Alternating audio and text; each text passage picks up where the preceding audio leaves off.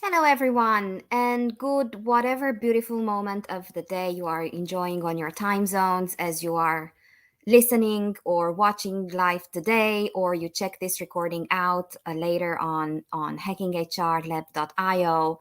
It's always such a perfect moment of the day when I get to welcome you on my screen and get to say hello from Basel in Switzerland. My name is Minola Jacques. I will be your host for the next hour, so please feel free to refer to me as Hacking HR for the next 60 minutes or so. We have Jessa backstage, and we are both ready to welcome our speakers. So, Jessa, if you just help us bringing the speakers on the screen. And while their faces come up and their smiles and they're already producing a great conversation vibe, I will just say welcome to everybody connecting. Please do drop us in the comments. Just tell us where you're watching us or listening to us from. It's always so great to see where Hacking HR touches this world. And also, I will encourage all of you to consider this conversation just much your own as it is our speakers. So, as you will hear the conversation going, please build your own in the chat. Please also contribute with your answers to the questions being asked on stage, and we will take it from there. So today we will be speaking about safety begets healthy, mental health and well-being through the lenses of psychological safety. And this is part of our May series about all things mental health.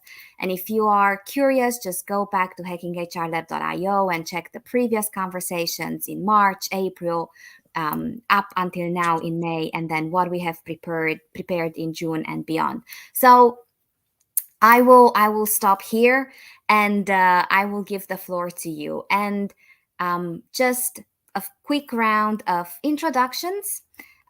Just shortly introduce yourselves, and then let's also ease into the topic. When you hear psychological safety, what comes to your mind? And we will do this clockwise. Jessa tells me that we are trying to get one more speaker to join us. So let's see how this goes in the flow. Olga, welcome. So good to see you. Great. Trying to mute and unmute, it's always interesting. Thank you. It's really good to be here. And it's an important topic today. So I'm really looking forward to the insights that my other panelists will share today. So I'm Olga. I work for the HP. I'm based in the Netherlands, and I'm focusing on the future of work. And that's not only where people work, but also why do they work, how do they work, with whom do they work, when do they work. So many, many different questions. And feeling safe is, the foundation of many of those. So I'm interested in the topic, and if I, can say something about psychological safety, I think it is the feeling that you can make mistakes and that there will not be any consequences, and really making sure that there is a shared belief. So it's not only you that feels that way, but there's a shared belief by all the members of the team that it is okay to take some risks, to make some errors. And I think especially nowadays when we work in a hybrid environment, that is really important. That's it for me for now. Thank you so very much. And it's always so good to hear that we're sharing a time zone with someone in the panel. That's not so common. Elias, so good to see you. Welcome. Hey, so happy to be here. My name is Elias Earhart. I am a senior director of HR for a behavioral and mental health nonprofit based in Northern California. I lead a team of about 7 amazing HR professionals and have many employees that work as therapists, case managers. And so Mental Health Awareness Month is not one month for us. We live and breathe it in the work that we do in our community, and we serve some of the most disadvantaged clients and people within our community in Northern California. So I really have the honor and privilege to be immersed in the larger conversation of mental health due to the services we provide, but also I have the privilege to be honoring and transforming the internal HR practice to embody creating psychological safety, fostering what does being trauma informed look like, and so that kind of nexus between the work we do and the employees that we serve is really important. And psychological safety, although I'm sure we're going to get to it, it's not all rainbows, not about everyone getting along all the time. But one of my tells for when psychological safety is present is within my team, or as I'm coaching and working with managers, is ease present? Is ease present? And it's defined internally through each person, but it's that feeling like Sunday night, right? As you're getting ready to go to work, what does it feel like, right? To when you think about that next day, is there anxiety? Are you worried about what's to come? And so when I think we look at psychological safety, stress manifests in the body. So is there ease present? What does it sound like if you're a leader and you join a call and your team's there? Is everyone quiet? Is no one talking to each other? Or is there chatter? Is there sharing about their lives? Is it not just work? So all different signs and tells that are culture specific that I look and really define psychological safety as an action. Thanks. Thank you, Elias. And Danny, always, always happy to see you. Welcome. Hi, I'm so happy to be here. You know that I love my fam over here. So hi everybody. I'm Danny Herrera. My pronouns are he and her in English and ella in Spanish. I'm originally from Buenos Aires in South America in Argentina, but I'm currently in New York, and I am a diversity, equity, and inclusion consultant. Um, Pretty much everything that I wanted to say, both Olga and Elias already said. So the one thing that I may add is on top of everything that they said already is psychological safety for me is whenever you feel or whenever someone feels that their own identity is not at risk, right? Because especially in HR, we do talk a lot about bring yourself to work, bring your whole self to work, and that cannot happen if you don't feel both physically and psychologically safe. So I would like to add that particular topic about our identities and how we can present ourselves in the workplace. But I know that we are going to talk about it later, so I'm just going to stop there. Thank you so very much. And Danny, just a bit on the logistics side. I don't know if it's just me, but every now and again your audio gets a little bit blurry. It's nothing that makes it, unhearable, but it's a bit difficult. But don't worry, we go agile, not fragile. So you dropped so many nuggets right there, but what I would really invite you to go a little bit deeper is, the door that Elias opened. So let's now rush through it. How does psychological safety look like, feel like, sound like? So not definitions, not concepts, but what does it really look like? How does it exist in everyday life? And Elias, please, you lead us now, and then Dani and Olga, please join the unmuting competition and create your conversation. Yeah, I'm happy to share, and I really sit in my own lived experience. So I'm a member of the LGBT community. I've navigated being out in a workplace, not being out in a workplace, having managers that were amazing about that, managers that were not, or awkward or uncomfortable. And so that gives me how I lead within the HR field. And so I look for kind of what are those signs is, are you able to not sympathize, but really empathize and put yourself in someone else's shoes. And I think that ability as a leader to lean into that empathy and get that, to Danny's point around, there's so much talk, I think, around bringing your whole self to work. It's bringing whatever you want to bring to work and not being stressed about it. that it's not there's not it's not overly complex, but not everyone wants to share everything about themselves. And I think when we think about psychological safety, we think, oh, you're going to be an open book. Well, it's really creating that foundation for when you're working within a team, right? What does it look like in that onboarding? Do you normalize sharing pronouns? Do you take time to educate team members? Do you instill that into the policies and practices of your agency that support psychological safety?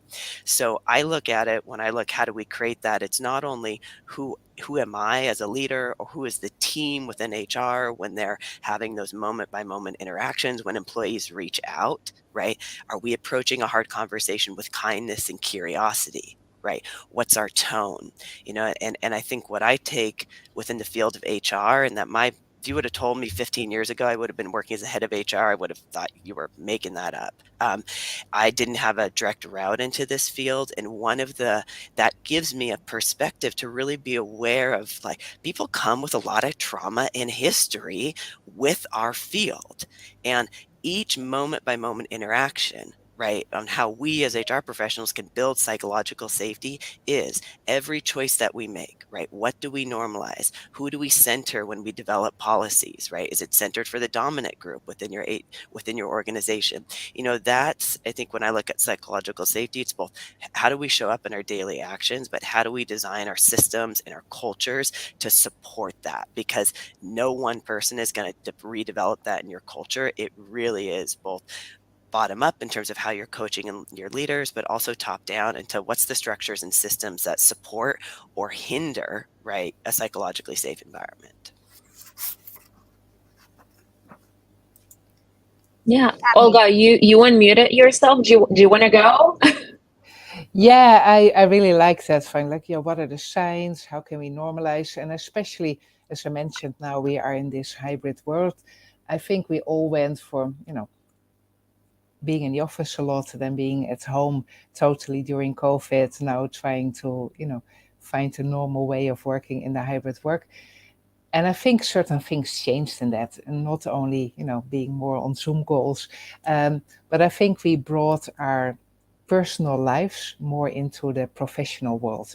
I think before COVID, often it was not common that you would discuss certain family matters, depending on the team and the organization, or maybe a sickness, or maybe something that was really, impacting your personal life. You kept it kind of out. It was more about professional relationships. But with COVID, when we were all at home, you hear the dogs, you hear the kids. You have different conversations with your manager about, hey, my partner is, having issues, or somebody passed away. So I think there became much more personal information that was shared, willingly or unwillingly, right? When you were on a calls and things happened. Um, but that also opened the door to discuss certain things more, or to take more into account this whole person, the whole life of the person, and everything surrounded it.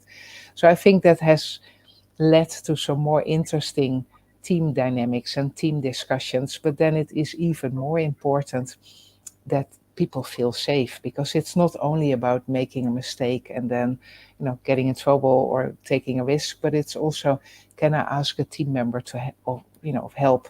Can I ask somebody to support me? Can I really bring some unique skills or some unique perspectives? And, people feel okay discussing it. And I think, especially now with some of the more radical situations in the world, you even get some polarized topics that maybe are need to be discussed or not need to be discussed. And I think before the pandemic, we probably would not do it. So I think there's kind of a blurring of lines between professional and personal. And then it's even more important to have that safety, because you indeed are bringing your whole self in many different aspects.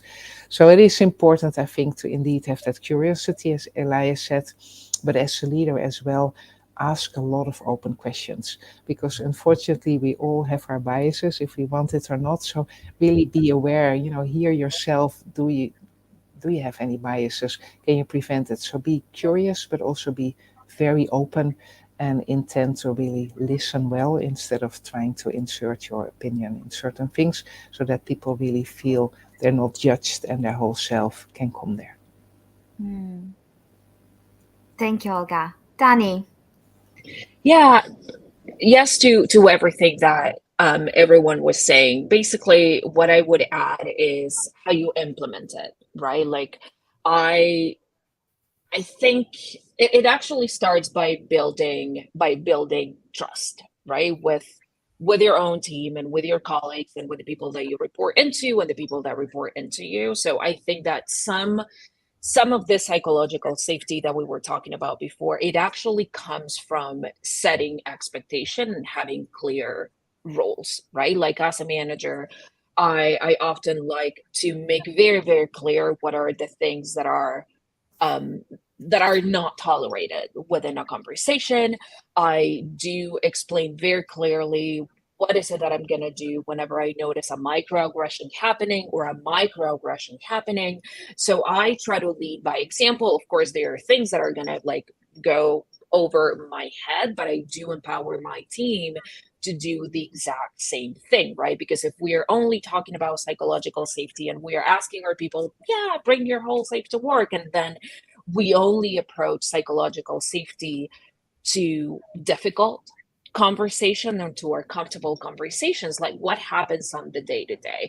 So I think that the foundation actually happens on the day to day, the way that you work with everybody else on your team, the way that you allow certain conversations to take place and how do they take place. And then of course that can be easily transferable, if you may, to a more uncomfortable situation. But yeah, I think that in that sense, leaders and of course HR teams, they do play a very, very big role in terms of explaining what are the things that we could be doing or shouldn't be doing on the day to day. Mm. I've been listening to what you were sharing, and I hear connection, I hear curiosity, I hear kindness. Um, I hear a lot of deep personal journeys, and Elias, you went all the way to, calling out the traumas that we bring knowingly or unknowingly into our work. So what I am curious about is, with everything that COVID normalized, but especially as we look into the future, into a reality of hybrid, of remote, of geographical distance, of, being online, um, how, as you look forward, what gives you hope regarding psychological safety, and equally, what gives you question marks and concerns? How is this hybrid future bringing the layers of complexity into our conversation? And Olga, I would ask you to go first. Thank you. Yeah, there's lots of things that I'm hopeful about. I think if you talk to people, people really want to be connected with each other. So I think this true feeling of wanting to be connected, but also an appreciation of trust, of fairness. I think for many people during COVID, bigger questions came up, like what is important to me, what is important in life. So meaning, values, trust. I think some of the values really became more dominant for many people, not only in their private life, but also professionally. And those are excellent if you want to build psychological trust. What worries me is that we had a lot of people that were isolated. So they kind of were missing a bit of the social skills. Um, and that kind of needs to come back a bit. So some people might need to practice a bit more EQ, and be honest with themselves that maybe they don't listen that well, or they have some judgment, or they don't look to hear the whole picture. So I think that is something to look at, like how much did the isolation in COVID impact our social abilities, and do we need to kind of supercharge a bit on some of our EQ skills to be better. And especially in international environments, you need to read beyond the normal conversation. There's many things. If you're not, you may language is, for example, not English, many jokes that you might not understand or nuances. And if you're in a hybrid work and you're confined to this little space, you might miss some of the body language, or you might not see some of the, the signals, as we said before, that you normally would see face to face. So that's a bit worrying. Like, do we have the social skills? Can we detect enough in this virtual environment? And are we really honest with ourselves that we really are not judging others, but really are open to whatever is coming? So positive, and things that we should be working on. Thank you, Olga. Danny, Elias. Oh, okay. Let's I let's think do we this. both came off mute. Yeah, let's do this alphabetically. So Danny and then Elias, you will wrap this up, please. Awesome. Very, very quickly.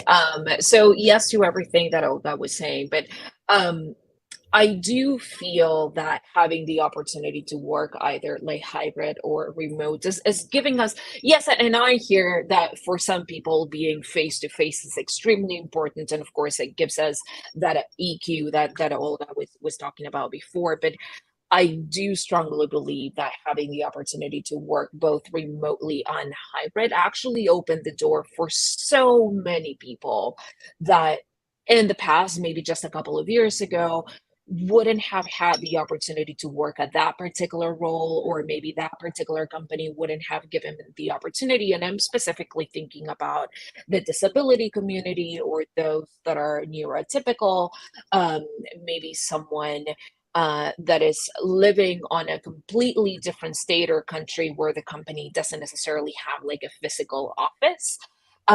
Someone that maybe comes from a completely different socioeconomic background, right? So I do believe, yes, pros and cons to being face to face and remote, but I do believe that, especially when it comes to psychological safety, for so many people, having the opportunity and the ability to work remotely, that's paramount, because they know, for example, I don't know, if you are someone that in the office might suffer from microaggressions like regularly all the time, you know that virtually at least you have a little bit more of control, between a million air quotes, of the situation, right? Like you can turn off the camera, you can drop off from the conversation and blame it on the internet, right? Like there are certain things that you can actually do that maybe face to face you can't. And same thing if you have a disability, right? Like there are certain tools and platforms that you will have access to that you wouldn't,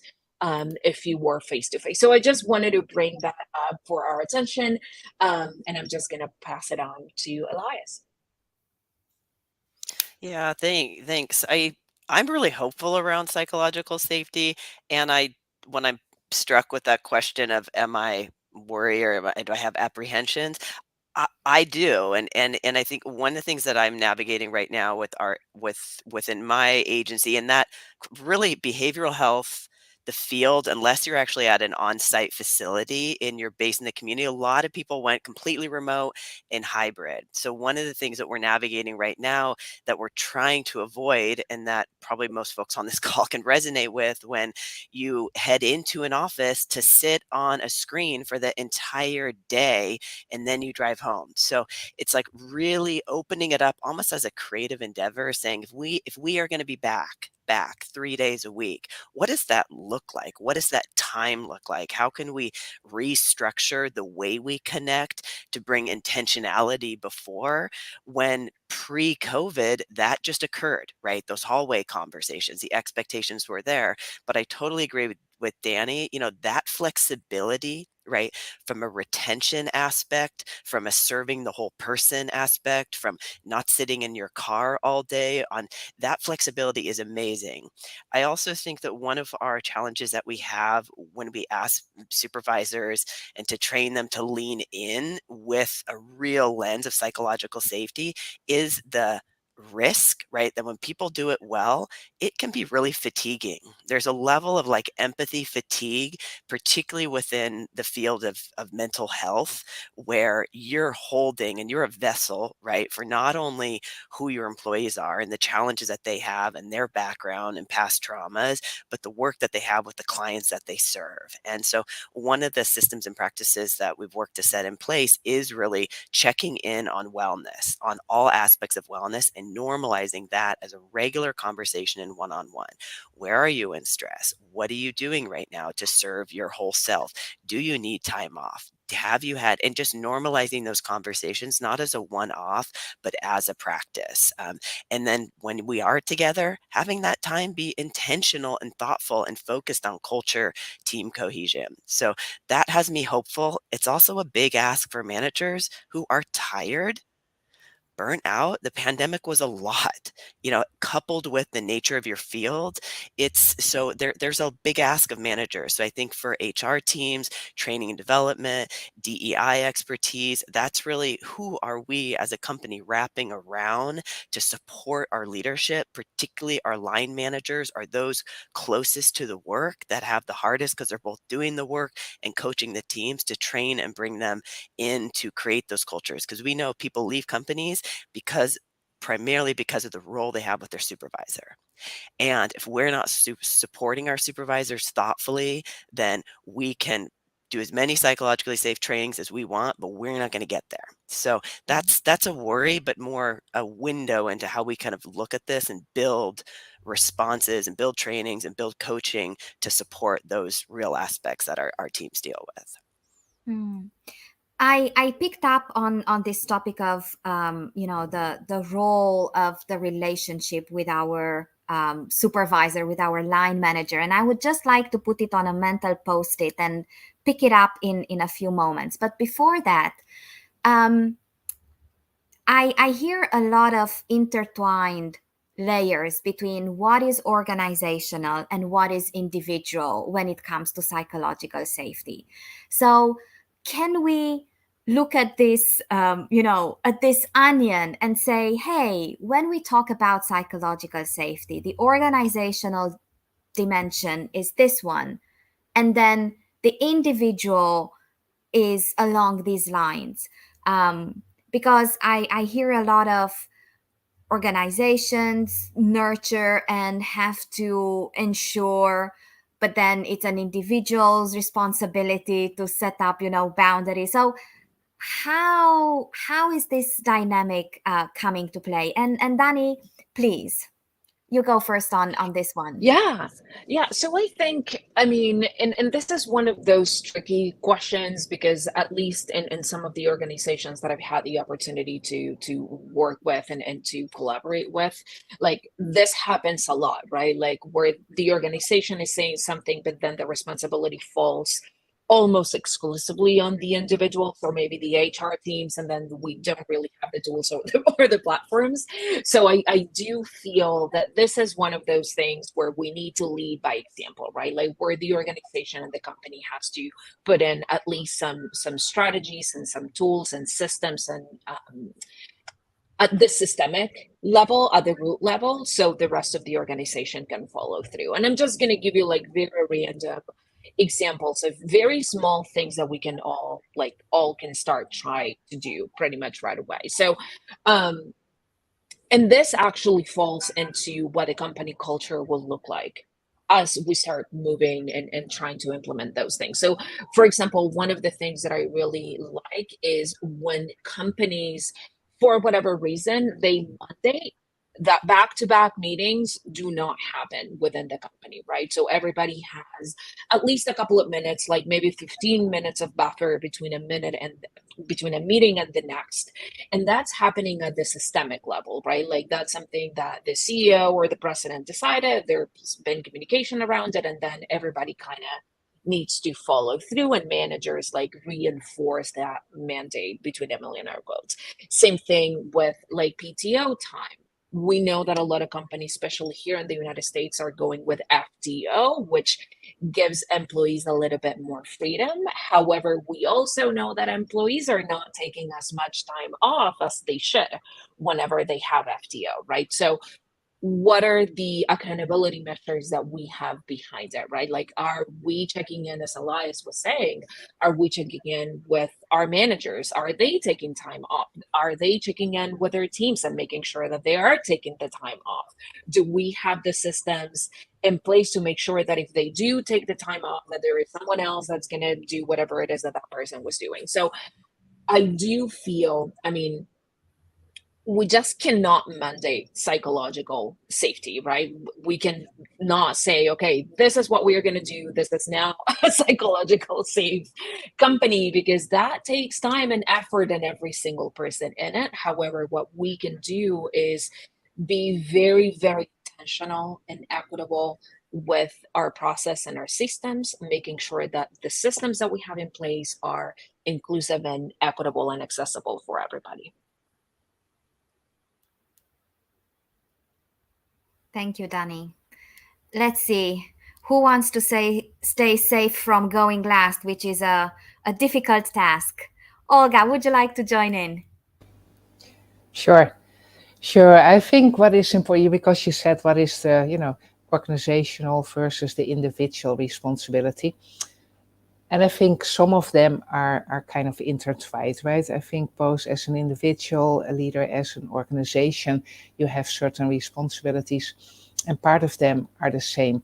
I like there is a model around from a company called the Oxford Group, and they call it the HERE model. And they say, hey, let's be honest, let's show empathy, be accurate, and show respect. And that is in all levels of the organization. And I really like that, because as an individual, you need to be honest with yourself. You need to make sure that you show self-care, empathy to yourself as well, but also make sure that you're, accurate in understanding what kind of biases you might have, and then also respect your own boundaries, your own views, your own experience. So it starts with you, but then you need to do the same to others. So also making sure that you're really honest with others, that you really have the intention to listen, and not only share your own views, that you really are intentional how you treat other people, and make sure that they are safe and secure, and that you keep on reflecting, am I accurately listening, and really summarizing what others are saying, instead of putting my own views there, and then showing respect of the views of others, even if they're very different. And then I think as leader, you can stimulate that by saying, hey, what do you have in common? Be positive with your interactions and be that role model. Because if you're negative, or you are treating people in a different way, that kind of sends a very, very clear signal, right? You can talk endlessly about culture, but people do follow what they see in some of the behaviors of their leaders. So you need to be that role model, but you're not a machine either, right? So you will make mistakes, and being very open about it, like, hey, I didn't approach that well, I could have done this better, I think is also excellent, excellent role model. You are not a saint, you cannot be always perfect, but then acknowledging what went wrong and being very transparent about it as leaders, I think sends a strong signal. And then as a company, make sure that you really focus on certain core values, that you don't accept certain behavior, because I think that's the one of the strongest signal, that you don't accept that people are treated in a certain way. So be very, consistent in what you value, and what you accelerate, and what you accept in behavior, and make sure that there is true diversity on all levels, and that it's really baked in, because you cannot talk about psychological safety if you are not willing to hear diverse voices and really do something with it. I leave it at that. So Eli, still have something to add? Yeah, so in order to kind of maybe close this conversation, I think what both Danny and Olga are naming is there is a cultural shift that psychological safety is. And oftentimes within, in my experience, my personal experience within workplaces, it's approached as an individual level of you need to create a more psychologically safe environment. And ultimately, and you could translate this in we could do a conversation of leadership development. We could do a conversation on how to shift a culture, right? Is unless you really look at what recognize that psychological safety is really about how are you retaining, supporting your employees to do the best work, feel safe at work, to show up as themselves. And by the way, they stay when they feel like that most of the time, which is great. But that's a cultural shift. And so I think unless businesses really get that, not a one-off training of your supervisors, that's not going to do it. It's really that, to Olga's point, modeling it from the top down, looking at your systems, processes, and structures of what upholds or hinders that, an honest look at what behavior you're tolerating, right? And at what level. And so that conversation of what are you tolerating? And that willingness to be honest and grapple with where are we out of alignment? Because everyone is, no one is perfect. The goal is not I think also to recognize you're never going to arrive at a quote psychologically safe workplace or environment. It is a practice and done both at a cultural systems policy level, done at a manager and coaching level, and having those work in unison. But ultimately, if it's incongruous between who your senior leadership is, who your executive leadership is, if they're not willing to do that work, it's going to be, you'll find psychological safety manifest in action within the smaller teams. You may have amazing managers that have the most lovely environment, and that's great. And then they leave, right? And then what are you left with? Okay, so the goal is to really get the whole structure to be able to support moment by moment, policy by moment, looking at changes, right, to be able to support that type of workplace where it doesn't hinge on one leader, one methodology, because people will come and go. And so it really is that. And I think that comes back to your point, Danny, is really that full needing to look at a higher level and not just putting that on the individual and then looking at what are you tolerating, because what you're tolerating tells the story of the culture that you're actually upholding that may be out of alignment with the values that the culture you say you want. Mm.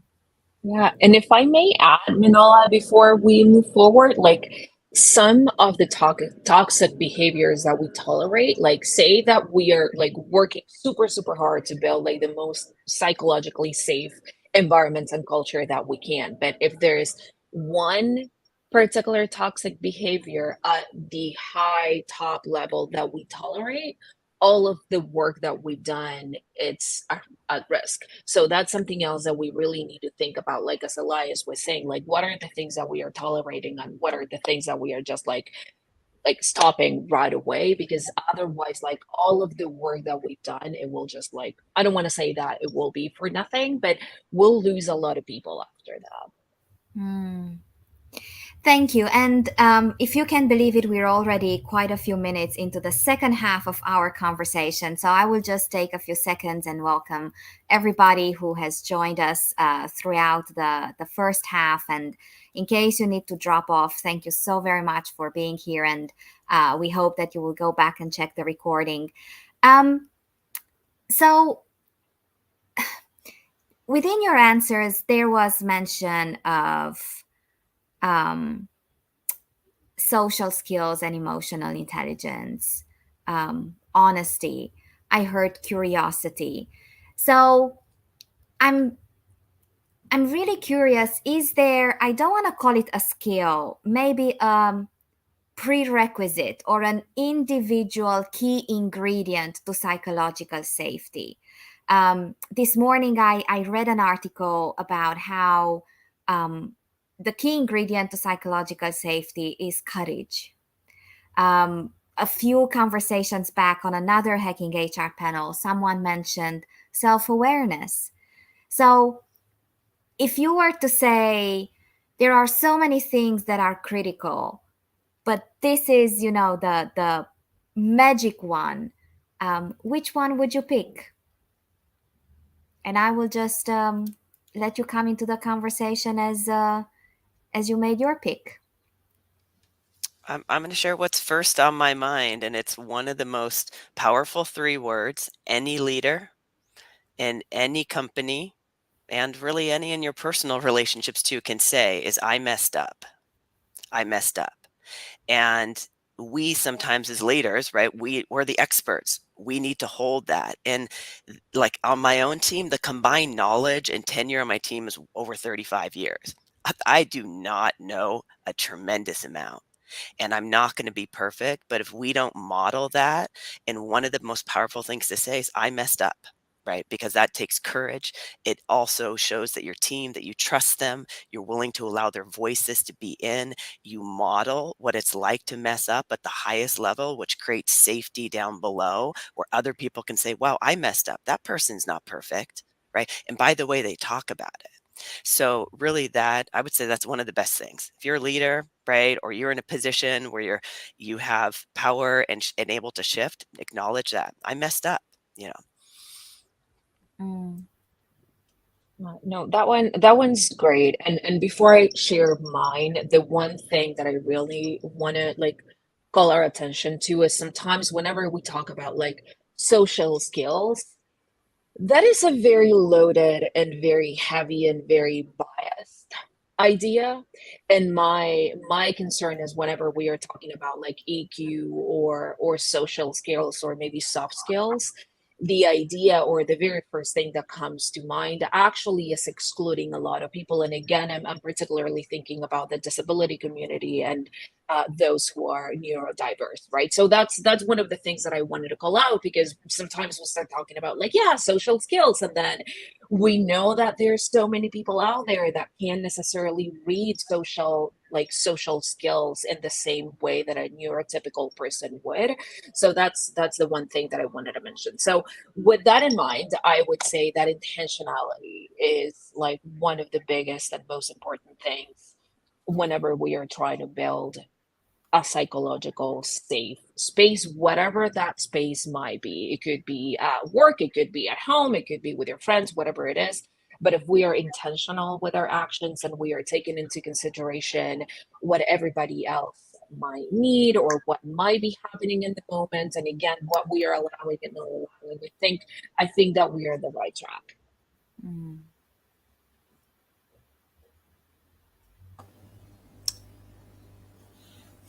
I'm struggling a bit because I don't think there's one thing that is really important, and I don't think there's one thing that works. So it's, you know, those questions that you hate on a panel. It depends. But I really think it depends. I don't think there is a one size fits all. We are all humans. We all have different histories, different aspirations, different lives, different contexts, a lot of different things. So I don't think there is one thing that will work for all of us.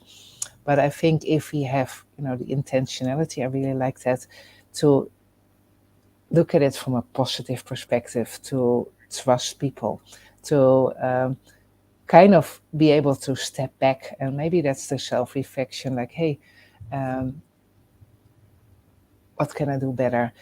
What can I do more? This other person might have a very different opinion that I don't agree with it. Why is it? So, is it courage? Is it curiosity? Is it self awareness? Is it managing emotion? It's probably all of it. And some people are better than others and will be better than others. But if you have the intention to at least make life a little bit easier for other people, a little bit more positive for other people, if everybody does it, you create an environment where it's safe to be you. And even for the people that are not into feelers and they don't really care about all this soft stuff, then I think there's enough proof that if you are creating an environment where people feel free to speak up, that you see much more innovation, you see much more things happening because you are getting all those voices in. So even if you don't care about the human aspects and only about the business aspects, I think there's enough proof to do it. So I think people need to be more open, and really, that openness and that curiosity to learn from others. I think that's probably is the key, but also realizing that there's never going to be one answer because we are humans and we're all unique. Danny, I loved your call out. And I would really love us to take a few minutes and talk about how can we invite more voices, more diverse voices into this conversation around psychological safety. And especially, how do we invite more diverse voices into brave conversations? And well, Danny, You raised the challenge. Please lead us. Oh, this is one of those questions which is like, what came first, like the chicken or the egg, right? Because we want to create a safe space, and we also want to invite those voices, but we also want to make sure that the space is safe enough for them to be able to share their voice and their opinion, right? So this is a tricky one. I think first and foremost, we do want to make sure that whatever space it is that we are building, we are coming in from a space of. So let me backtrack a little bit. So a safe space isn't created just by announcing that this is a safe space, right? I can't invite someone from a completely different community and let them know, like, hey, this is a safe space, let's have a conversation. That's We can say it as much as we want, but that doesn't make it a safe space, right? Like, we have to put in the work first. So that's what I would do. I would put in the work first. I would make the work that I'm doing open and honest and public, so people know that this eventually will become a safe space, and then we would open up the conversation a little bit more. And some of the ways that can be done, especially at an organization, is if we have ERGs or BRGs or affinity groups, those conversations kind of happen naturally without having like somebody else or an executive like being there. So if we give them the space and the resources that they need to have those conversations, I think that whenever there is something that needs to be addressed or a situation that needs to be raised, that kind of like, we need to let them know that there is a space for them to raise their voice, and let the executive person or the president or the CEO know that there is something that we could address. But I don't think that this is a situation where we can just like force it to happen. We just cannot create like a panel like this and invite somebody else and let them know, like, hey, share your thoughts. Because again, what we would be doing in that case as well is we would be putting that person in a situation where they might need to relive some trauma that they've lived in the past. So that's not something that we want to do. So it is a very gray area. I think that in order for a safe space to become a safe space, we do need the work. We need to do the work first, and then it might or may not happen naturally. Well, shall we go, Elias, and then Olga? We do a bit of shuffling. So, Elias. Yeah, I don't know if I have much more in terms of, I think Danny framed it up really well in that. And I when I come from the like really the deep HR lens, and one of the practices I've been really trying to bring that within the behavioral and mental health field is this idea of like trauma informed care, which when you're working and providing community services makes total sense. And when we look at the people that get into the work, right, that become therapists, that become case managers, that become Mhm. positions where they're providing service, it's really, for me, when I think of creating that safety, it's like recognizing that people get into this work, right? They want to help others. And many people have a lived experience, right, that is connected in terms of the services that they provide. So I think when we look in the HR realm, I think that, and we can recognize even over the last 3 years with COVID, right?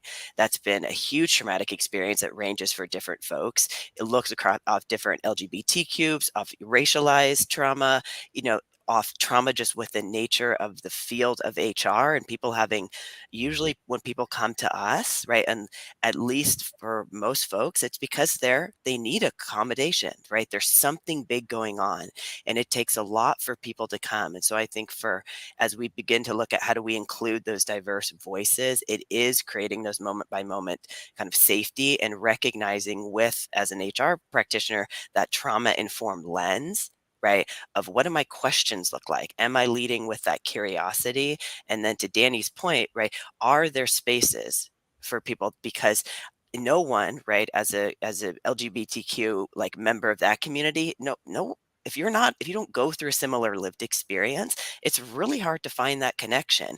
And the fewer you are in a workplace, right, the more need, right, I think also to build intentional connection, and to Danny's point, feedback loops to be able to share about about their experience within the company. And so creating those pockets and then also embracing a practice of HR that leads with empathy, that leads with kindness, that centers people right first and gets that what we see at the top, that iceberg, that one right face on that Zoom call or that video call, there is so much more going on. And the level of care we have, really one opportunity in those moments, especially if it's that first time with that employee, to set the tone for the whole relationship moving forward and really recognizing we don't know. I think sometimes we miss, and I saw this come up in the chat too, the true impact that we have by how we show up on that call, how we show up in that interaction.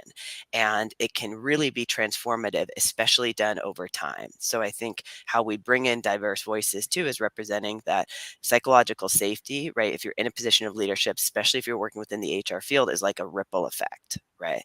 And so recognizing that it's that moment by moment interaction, and then also recognizing how are we creating these safe space, courageous spaces for other groups within your company to have conversations and hopefully feel like they're willing to share those, but maybe not now, but to still create those intentional spaces because that's needed so people don't feel as isolated and they have a community.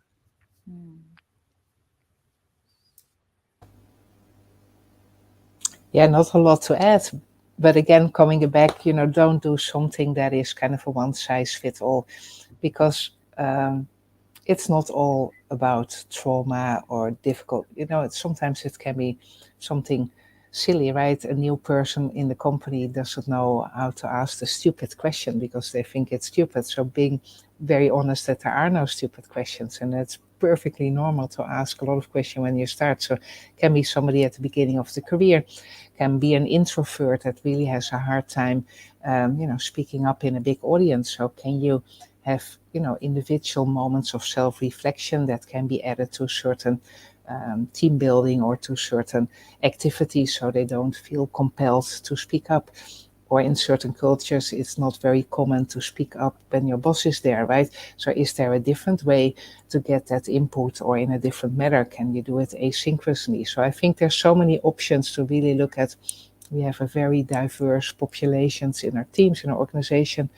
What do they need, and can I cater for it? And it's probably impossible to cater for every need all the time, but at least you can make an intentional choice to say, these are the people that I'm working with, and what can I do to make it better, easier for them to, take a step forward, to share something that is, hard, or to share something that makes them vulnerable. And all the little steps together, I think, will create something positive where people feel more able to do that. It is so frustrating to look at the clock and see that we're 10 minutes away from wrapping this up. But I do want to keep honest on my promise to come back and touch a little bit on the importance of the relationship that we have with our direct manager and how that impacts our experience, and quite potentially how our team becomes the echo chamber of those individual relationships we have with our direct manager. So, what I will do, I will open the floor for this last topic, um, and then see what comes out. Let's see who wants to go first. Okay, Olga, I'll please. start. I'll start. I think as a leader, you have a big impact. You have a big impact on the life of others, and often we don't realize it. But I saw a scary number that, most of the heart attacks, medical issues can actually be caused by many of the bad leaders that are around here, right? It's kind of scary to say that you can have even a very physical reaction to people. And we probably all had, an experience with a boss that didn't listen, didn't respect our time, was not supportive, etc. And we have those examples of bosses where we loved working for because they generated energy. So I think it is a choice as a leader to show up and to be respectful, but also be kind of contagious in the energy you want to generate, the positivity you want to generate. A smile can be contagious, positivity can be contagious, and I think that's probably first needed for people to feel comfortable. So making that conscious effort to show up in a positive way and to really stimulate collaboration instead of competition with other teams, to stimulate that you really have conversations instead of directives, to stimulate that you really listen instead of only hear something half and then intending to respond. So it's those little things that I think can have a major impact, and then be very open to feedback, to say, hey, what do you need? How can I help you better? What is it, something that I'm not doing that you really would help you? I think that openness as a leader, I think, is important. Mm. Yeah. Yeah. I can Yeah, I can go next. And of course, I mean, Olga mentioned a lot of very insightful and very useful tips for managers. But um, whenever we are managing someone and we do have like all of these competing things that are happening at the same time, we sometimes like forget to bring that intentionality.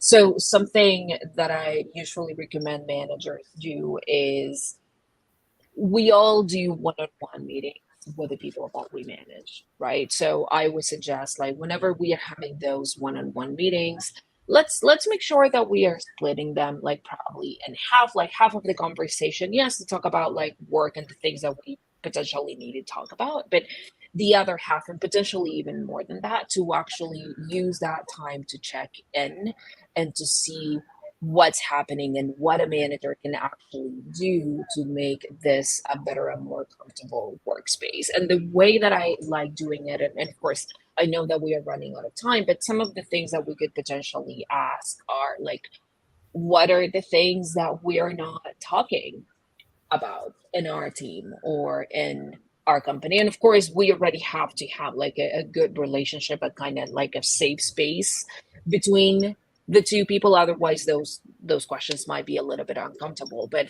asking as well, like, what are some of the invisible tasks that you are performing that I cannot see from my point of view? Like, what are the things that you are doing that are helping the rest of the team that I cannot see?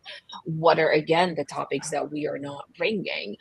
As Elias mentioned before, like, have you taken any time off in the past like 2 months? Okay, you haven't. Okay, let's take a look at your like whatever it is that you have on your plate. Let me help you move a couple of things around so you can take some time off like next week or whenever that is. So managers do need to be a little bit more active in terms of creating the safe spaces. They just won't happen because we hope they will. Yeah, I know we're coming to the end, and I'm struck with a quote that I just heard many years ago and like embodied and think of it oftentimes, which is really connected to the role of the supervisor and the role of your romantic relationships, to your team, to all of it. Is the health and function of a team or relationship with your manager is a function of when a problem arises and when you choose to address it.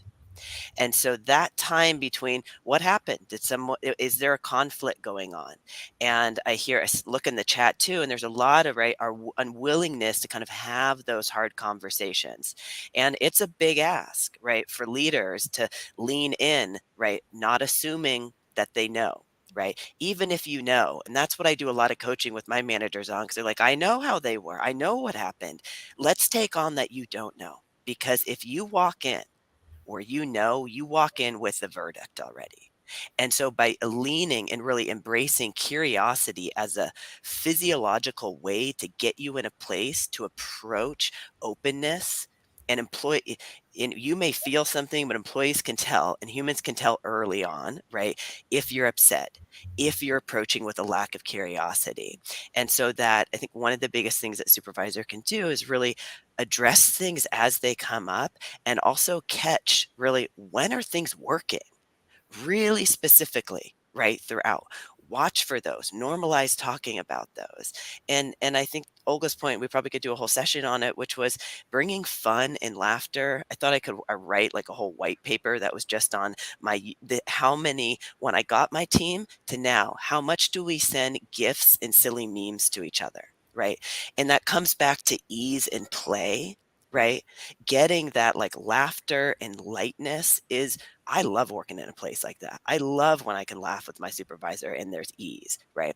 I model that and create that. So those are just some kind of reminders for folks. But the biggest one I think is when problems arise, not allowing them to be swept under the rug and courageously approaching those with curiosity and openness to address it and leaning into that progress over perfection, which is a practice daily.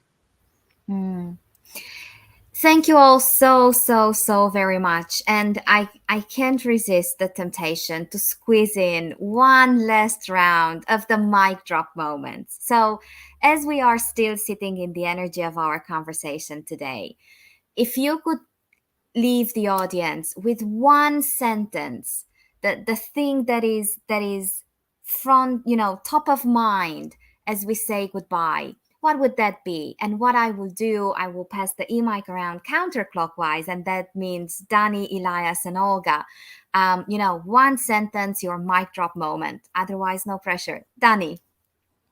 Sure. I would say that we all have a bigger responsibility on building safe spaces than we actually believe and assume that we do. Thank you. Elias. I would leave folks with a powerful question that I love to ask, and I tell managers to ask in their one-on-ones is just how's your head and how's your heart right now? Right? Mm, Recognizing there's a distinction between those two and how they show up within the workplace. thank you. Olga. I would probably say suspend judgment. Mm. This is absolutely wonderful. It's been an incredibly good week, but this is the highlight of my week. So that says a lot. Thank you so very much, Olga, Dani, and Elias for being here and sharing your insights. Thank you everybody for taking the time and the curiosity and the headspace and the heart space to be here. And we hope that we will get to welcome you again on many future conversations. But until then, just take the inspiration and the joy and the ease from our conversation with you. Thank you so very much, everyone. And thank you, Jessa, for taking care of us as usual. Thank you.